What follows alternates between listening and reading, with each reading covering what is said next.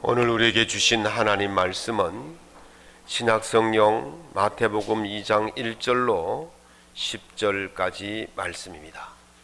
마태복음 2장 1절에서 10절까지 말씀을 한 목소리로 낭독하겠습니다. 같이 보십니다. 헤롯 왕 때에 예수께서 유대 베들레헴에서 나심에 동방으로부터 박사들이 예루살렘에 이르러 말하되 유대인의 왕으로 나신 이가 어디 계시냐? 우리가 동방에서 그의 별을 보고 그에게 경배하러 왔노라 하니 헤롯 왕과 온 예루살렘이 듣고 소동한지라. 왕이 모든 대제사장과 백성의 서기관들을 모아 그리스도가 어디서 나겠느냐 물으니 이르되 유대 베들레헴이오니 이는 선지자로 이렇게 기록된 바 또 유대 땅 베들레헴아 너는 유대 고을 중에서 가장 작지 아니하도다. 네게서 한 다스린 자가 나와서 내 백성 이스라엘의 목자가 되리라 하였음이니이다. 이에 헤롯이 가만히 박사들을 불러 별이 나타난 때를 자세히 묻고 베들레헴으로 보내며 이르되 가서 아기에 대하여 자세히 알아보고 찾거든 내게 고하여 나도 가서 그에게 경배하게 하라. 박사들이 왕의 말을 듣고 갈새 동방에서 보던 그 별이 문득 앞서 인도하여 가다가 아기 있는 곳 위에 머물러 서 있는지라. 그들이 별을 보고 매우 크게 기뻐하고 기뻐하더라. 아멘. 오늘 본문의 말씀을 가지고 예수님을 어디에서 만날 수 있을까 하는 제목으로 하나님 은혜의 말씀을 함께 나누고자 합니다.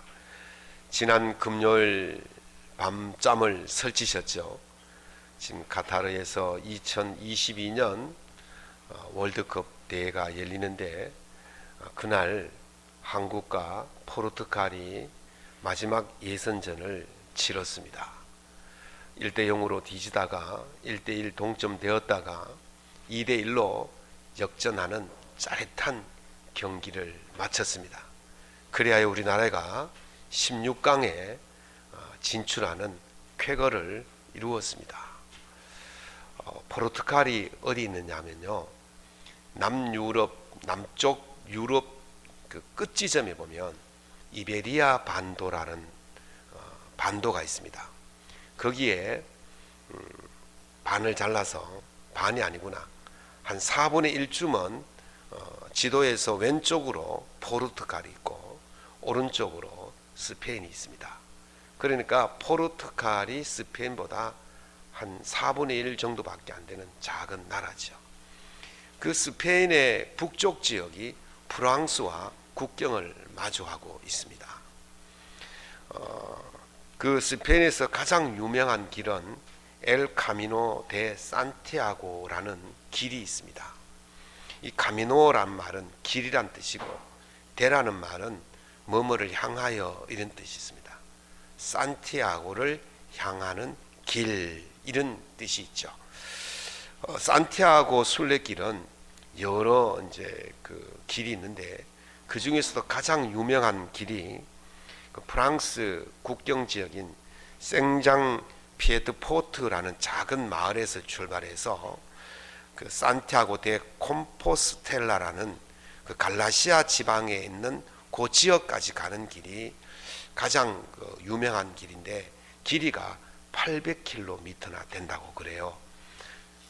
서울에서 부산까지가 394km거든요. 서울에서 부산까지 갔다가 다시 오는 길이 800km인데 그 길을 걸어서 가는데 무려 30일에서 40일 정도의 길을 간다고 그러고 말합니다. 산티아고 콤포스텔라라는 말은, 산티란 말은 성자라는 뜻이 있습니다. 아고는 야고보입니다. 야고보. 그래서 성자 야고보.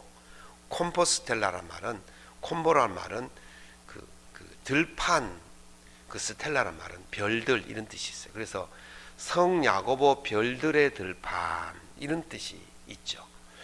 예루살렘에서 그 산티아고까지 거리가 얼마나 되느냐 보더니만 한 5,000km가 돼요. 5,000km 되는 그 거리에 왜 야고보라는 이름이 붙었을까 궁금하시죠? 500원 내시면 가르쳐 드리겠습니다. 왜 그러냐면 야고보 사도가 그곳 갈라시아 지방에 와서 복음을 전도를 했어요. 그리고 나서 다시 예루살렘으로 돌아가는데 사도행전 12장에 보면 그때 헤롯이 그 야고보를 죽입니다. 그래서 야고보가 사도 중에 첫 순교자가 되죠. 그 내용이 나오는데 그때 야고보 그 사도의 제자들이 그 시신을 수습해서 야고보가 복음을 전했던 그 갈라시아 지방에 모셔가서 그곳에 매장을 합니다. 그리고 700년이 지나는 동안 사람들은 거기에 야고보 매장지가 있었다는 사실을 잊어버렸겠죠. 그런데 700년이 지난 뒤에 한 신부가 그 들판을 가는데 하늘의 별들이 그쪽만 집중해서 비추고 있는 거예요. 그래서 이상하다 싶어서 그 매장했던 그 들판을 발굴을 해보니까 거기에 야고보의 유품과 시신이 나온 거예요. 그래서 이제 그곳을 야고보의 별들의 들판이다 이렇게 이름을 붙여서 산티아고 콤보 스텔라 이렇게 이름을 붙인 거죠. 그래서 그쪽까지 가는데 길이 굉장히 이제 사람들에게 그 성지로서 각광을 받고 지금 세계 3대 성지 중에 2대 성지가 바로 거기 산티아고 순례길입니다. 10여 년 전에 제 친구 목사 부부가 그곳에 가서 한 30-40일 동안 완주를 하고 왔어요. 그래서 자랑을 얼마나 하는지 그래서 나도 언젠가는 꼭 가야 되겠다 그렇게 해서 준비를 했는데 10년이 지났는데 아직도 못 가고 있습니다. 왜냐하면 교회를 한 달씩 이상 비우고 갈 수 있는 그런 배짱이 제게는 없어요. 엄두도 나지 않고. 그래서 10년 동안 못 가고 그 대신에 과연 순례가 뭔가, 순례의 길이 무엇이 순례의 길인가 곰곰이 생각을 했어요. 순례는요 신을 만나는 그런 길이에요. 그 길을 통해서 예수님을 만나고 예수님이 걸으셨던 발자취를 따라가면서 예수님을 느끼고 그리고 내 삶에 찌들고 힘들고 어렵고 나태하고 또는 신앙에 떨어지는 그 시간들을 그 순례의 길을 통해서 회복하는, 그래서 하나님을 만나서 새로운 삶을 살아가는 그런 여정이 바로 순례의 길이다 그렇게 이야기해 볼 수가 있을 것입니다. 늘 아쉬운 마음을 가지고 있는데 은퇴나 해야 갈까 생각합니다. 그런데 그 은퇴하고 나서 40일 동안 걸어보세요. 그 가능하겠습니까? 젊을 때 갔다 와야 되는데 장로님들 한번 기회를 주십시오. 아직 조금 걸을 수 있을 때 한 달간 휴가를 주시면 제가 한번 갔다 오도록 하겠습니다. 꿈입니다. 어쨌든 자신의 신앙을 점검하는 그것이 바로 순례의 길이다. 어쩌면요 우리 인생이 순례자의 모습일 수도 있습니다. 성지에 꼭 순례하지 않더라도 삶에서 끊임없이 그리스도를 만나기 위한 그런 마음가짐, 이것이 바로 순례를 하는 사람들의 마음이 아닐 수가 없을 것입니다. 오늘 본문을 통해서 예수님이 어디에 계시며 어떻게 해야 예수님을 만날 수 있을까, 이 인생의 순례의 길 속에서 예수님을 어떻게 만날 수 있을까 한번 생각해 보고자 합니다. 오늘 본문은 예수님의 탄생을 경배하기 위해서 찾아가는 동방 박사들의 이야기입니다. 이들이 어느 나라 사람들인지 어떤 일을 하는 사람인지 우리 정확히 알 수는 없지만 오늘 본문 2절에 보면 이런 말이 있습니다. 그들이 자기들에 대해서 소개하기를 우리가 동방에서 그 별을 보고 왔다 그렇게 말합니다. 그러니까 어디에서 왔어요? 동방에서 왔어요. 동방이 어디냐? 예루살렘 동쪽이 동방이에요. 그럼 예루살렘 동쪽이 우리가 이제 그 페르시아라고 그러는데 지금의 이란 지역입니다. 이란 지역에 사는 사람들이 이 예루살렘까지 온 것이죠. 그리고 박사들, 별을 보는 사람들이라 그랬으니까 별을 관측하는 사람들, 요즘 말로 하면 천문학자들 아니겠느냐. 어떤 사람들은 점성술, 별을 보고 점을 치는 사람들 아니겠느냐 그러는데 제가 생각에는 천문학자들이겠다, 그런 생각을 해봅니다. 그래서 항상 이 사람들이 별을 살핍니다. 별을 관찰합니다. 별을 살피고 관찰하다 보니까 아주 특별한 별을 하나 발견하게 되어지는데, 그 별은 왕의 별이다, 저거는 왕의 탄생을 알리는 별일 것이다, 그렇게 확정하고는 그 별이 가르쳐주는 곳으로 왕을 만나러 이제 출발을 하게 되어집니다. 그렇게 왔더니만 어디까지 왔느냐 하면 예루살렘까지 온 것이죠. 그 왕이 어디서 태어납니까? 왕은 궁정에서 태어납니다. 그래서 이 사람들 생각하기를 왕이 태어났으니까 예루살렘 궁정에서 태어났을 것이다, 그렇게 해서 궁정으로 가서 헤롯에게 이야기하죠. 왕이 태어났다. 왕이 어디 있느냐? 우리가 동방에서 별을 보고 유대의 왕이 태어난 것을 경배하러 왔으니 왕이 어디 있는지 알려주시오, 그렇게 이야기했더니 헤롯이 깜짝 놀랐어요. 그리고 예루살렘이 왕이 태어났다는 소리를 듣고 금시초문인 이 이야기를 듣고 소동이 일어났어요.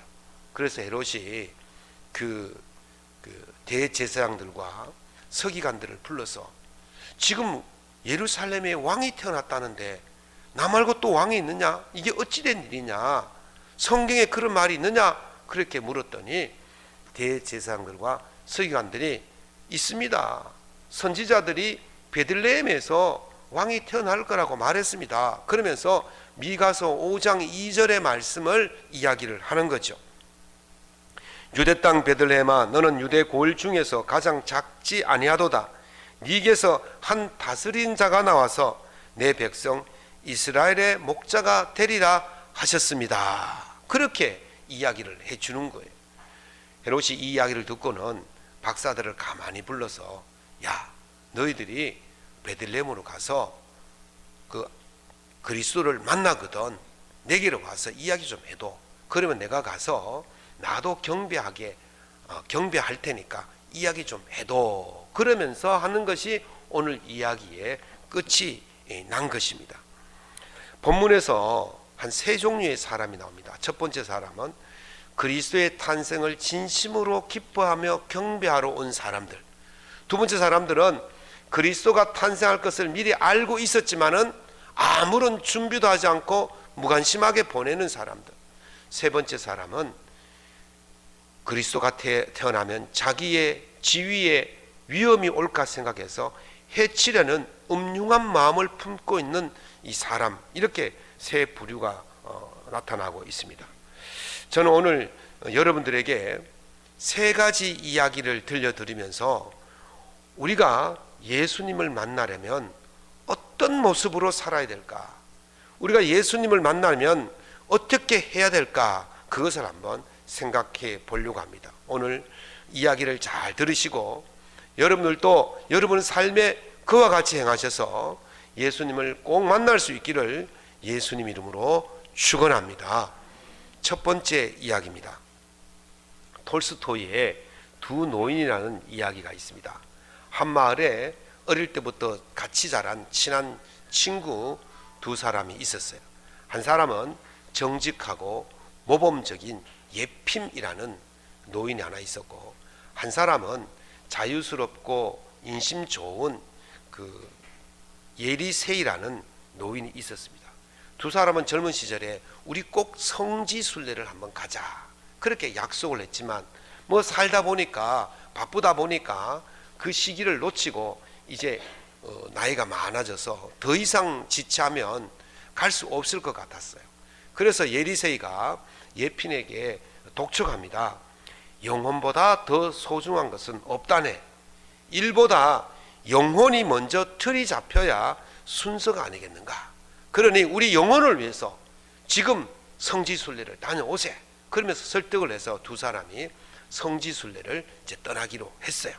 그래서 출발하는데 한 5일쯤 가다가 이제 그 예리세이가 목이 말라서 한 농가에 들어가서 물을 얻어 먹고 가자고 예핌에게 이야기합니다. 그런 예핌이 나는 괜찮으니 자네 혼자 갔다 오게. 내가 천천히 걸어가고 있을 테니 얼른 물을 마시고 따라오너야. 그렇게 이야기를 했어요.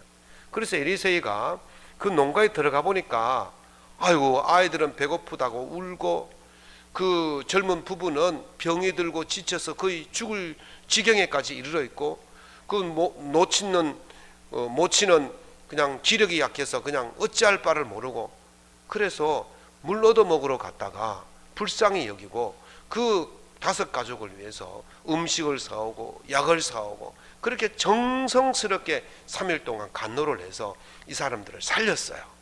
그리고 이제 떠나오려고 하다가 도대체 당신들이 왜 이렇게 어려워졌냐 그렇게 물었더니 이제 농사를 짓는 땅을 빚어져 가지고 저당을 잡혔는데 더 이상 농사를 지킬 수가 없게 되었다는 거죠. 그래 가지고 굶다 이 지경까지 왔다는 거예요. 그래서 엘리세이가 자기가 예루살렘까지 갈 그 경비를 떼내어 가지고 그 빚을 갚아주고 수레를 사주고 음식을 사주고 그렇게 하다 보니까 이제 돈이 몇 푼밖에 남지 않았어요. 이 돈으로는 도저히 예루살렘 성지까지 갔다 올 수가 없어서 아이고 나는 안 되겠다. 그래서 집으로 돌아왔죠. 예핌은요 기다려도 천천히 가도 안 오니까 아이고 길이 엇갈린가 싶어서 혼자 예루살렘까지 성지 순례를 마치고 집으로 돌아왔어요. 집으로 돌아오다가 그 엘리세이가 들렸던 농가를 발견하고는 그 집에 가서 물을 얻어먹고 가야 되겠다 들렸더니 그리고 나서 혹시 한 달 전에 2달 전에 이런 사람이 오지 않았냐 그랬더니 아이고 그 천사 말입니까? 그 천사가 우리에게 해준 그 이야기들을 쫙 해준 거예요. 그 이야기를 들은 예핌은 이런 생각이 들었어요. 예루살렘에는 내가 먼저 갔지만 사실은 엘리세이가 나보다 훨씬 더 앞서 도착했구나.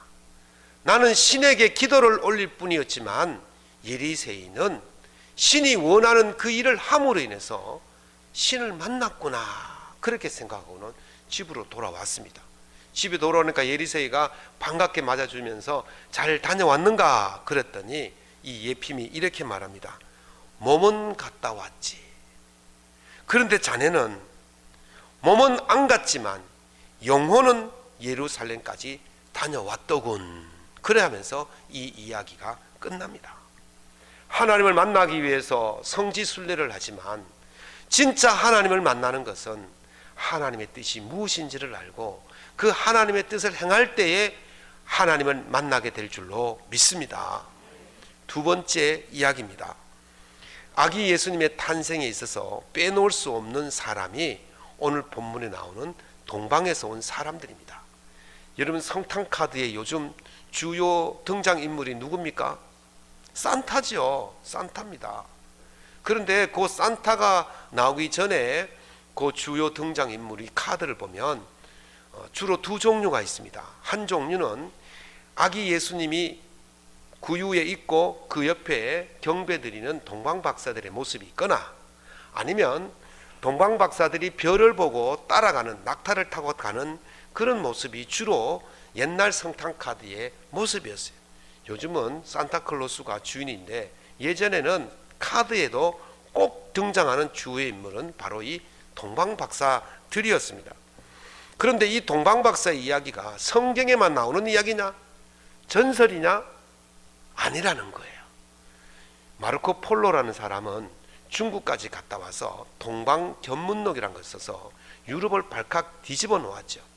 이 사람이 1275년에 이 이란 지역을 방문한 적이 있습니다. 그때에 그 동방박사들의 묘지라고 알려진 그 묘를 발견하고 거기에 있는 비석을 발견을 했어요. 그 비석에 어떤 일이 있었냐면 그 동방박사들이 베들레헴에 가서 아기 예수께 황금과 모략과 유황을 드렸다는 그 기록에 나와 있는 거예요. 여러분 그 당시에 이 페르시아는 조로아스터교입니다. 예수님과 유대교와는 아주 상관이 없는 거예요. 거리도 1600km나 떨어져 있습니다.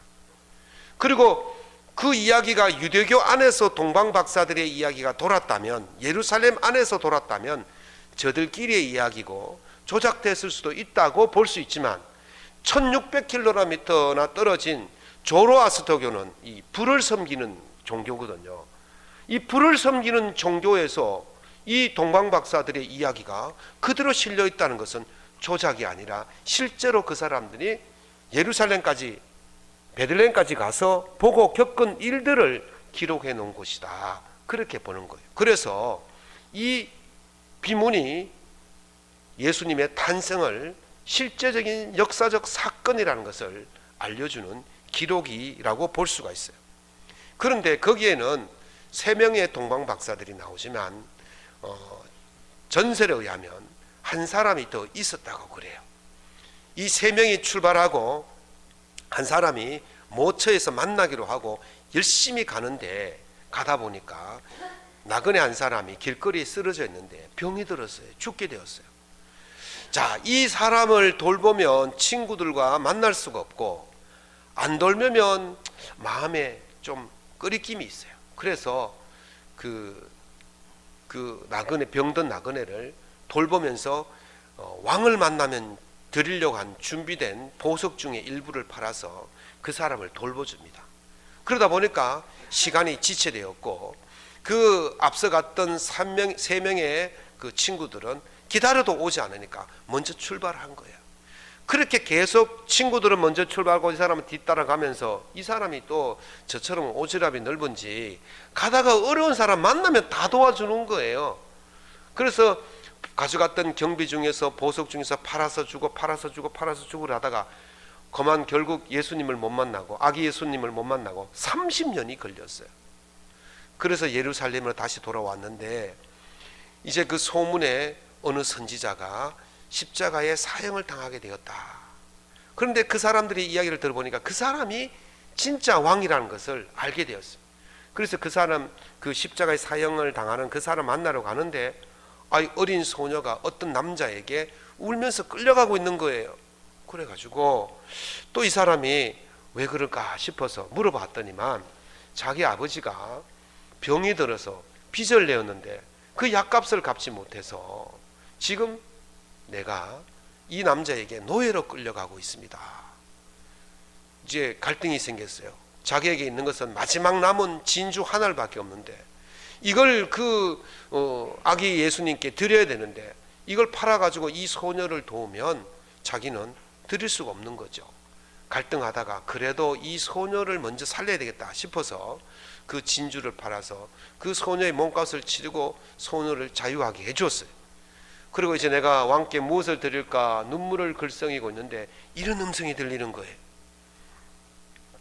너는 내가 줄일 때 먹을 것을 주었고, 내가 목마를 때 마실 것을 주었고, 내가 나그네 되었을 때 영접해 주었고, 내가 벗었을 때 입을 것을 주었고, 내가 병들었을 때 돌봐주었으며, 내가 갇혔을 때 찾아주었다. 지극히 작은 자에게 한 것이 내게 한 것이다. 아멘. 이게 마태복음 25장 35절에서 36절까지 말씀인데, 이 음성을 들은 거예요. 그때 이 사람이 깨달았어요. 내가 왕을 만났구나. 내가 어려운 자를 도와주었던 그 모든 자들이 바로 그분이었구나. 그렇게 깨달음을 얻고 기쁜 마음으로 고향으로 돌아갔다는 그 이야기였습니다. 세 번째 이야기입니다. 저희 아이들이 어렸을 적에 자주 성탄절이 다가오면 들려주었던 책 중에 빠빠 파노프의 크리스마스라는 책이 있어요. 그 책 속에 보면 파노프의 특별한 크리스마스, 스페셜 크리스마스라는 이야기가 있는데, 그 빠빠라는 말은 러시아어로 아빠라는 뜻입니다. 파노프가 러시아의 나이 많은 구두 수송공이었어요.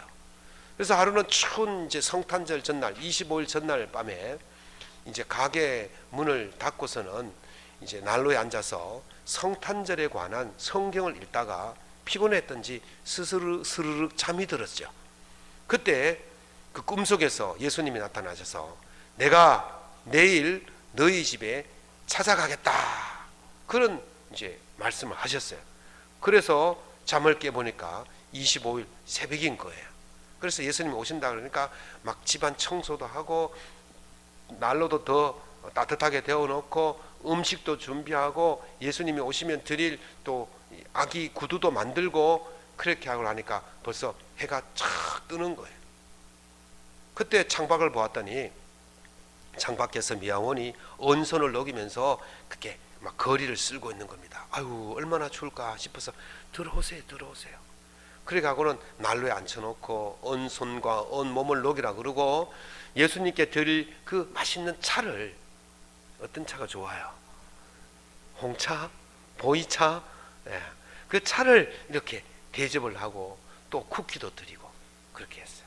그래서 이 미양원이 온몸을 녹이고는 다시 나가서 열심히 일을 했죠. 점심때가 됐는데도 예수님이 오시지 않는 거예요. 그런데 막 한 사람이 지나가는데 보니까 막 배가 고파서 막 곧 쓰러질 것 같거든요. 그래서 자기 집에 모셔드리고는 또 예수님께 드리려고 준비했던 음식을 맛있게 대접을 하고 이제 돌려보냈어요. 저녁이 되었는데도 예수님이 오시지 않은 거예요. 그래서 어떻게 하나 하고 기다리는데 어떤 남루한 여인이 아기를 그냥 포대기에 싸가지고 가는데 아기 발이 보이는데 신발도 안 신고 그렇게 가는 거예요. 아이고, 어떻게 하나. 그래서 또 불러들여가지고 또 따뜻하게 해드리고 맛있는 음식을 드리고 아기 예수님께 드릴 그 구두를 그 아기 발에 신겨주고 돌려보냈어요. 밤이 깊었는데도 예수님이 오시지 않는 거예요. 오늘 안 오시는가 보다 하고 문을 닫고 꿈은 꿈인가 보가 그렇게 생각하고 있는데 음성이 들린대요. 마노프야, 정말 네가 나를 보지 못했느냐? 네가 오늘 낮에 어려운 자를 도와줬던 그들이 바로 나다. 그렇게 이야기를 했다는 거예요. 그러면서 이야기가 끝이 납니다. 오늘 이 세 가지 이야기의 중요한 내용이 무엇입니까? 예수님을 만나려면 어디로 가야 됩니까? 누구를 만나야 됩니까? 예수님을 만나려면 힘들고 어렵고 고달프고 소외되고 갇히고 병들고 그 지친 자들을 만나는 것이 곧 예수님을 만나는 것이다 라고 말하는 것입니다. 그래서 예수님께서 말씀하시기를 너희도 이와 같이 행하라 말씀하신 거예요. 사랑하는 성도 여러분, 여러분은 순례자들입니다. 인생에서 늘 예수님을 찾고 예수님을 만나기 위해서 늘 기도하고 살아가는 순례자들입니다. 예수님은 어디에서 만날 수 있겠습니까? 예수님은 누구와 함께 하십니까? 바로 예수님은 힘들고 고달프고 어려운 자들과 병들고 갇힌 자들과 소외받은 자들과 그 속에 예수님이 계시는 것입니다. 여러분들이 순례의 여정을 어디로 정하셔야 됩니까? 그쪽으로 순례의 길을 정하면 여러분들은 예수님을 만나게 될 것입니다. 그곳에서 예수님을 만나시고 예수님이 원하셨던 그 기쁘신 그 뜻을 행하면 예수님과 함께 동행하는 삶이 될 것입니다. 이 대림절 기간은 예수님을 기다리는 기간입니다. 예수님을 만나기 위해서 고대하는 기간입니다. 여러분들이 예수님을 만나고자 원한다면 이 대림절 기간 동안 예수님을 만날 수 있는 그 행위를 하셔서 예수님을 다 만나는 복된 삶이 될 수 있기를 예수님 이름으로 축원합니다.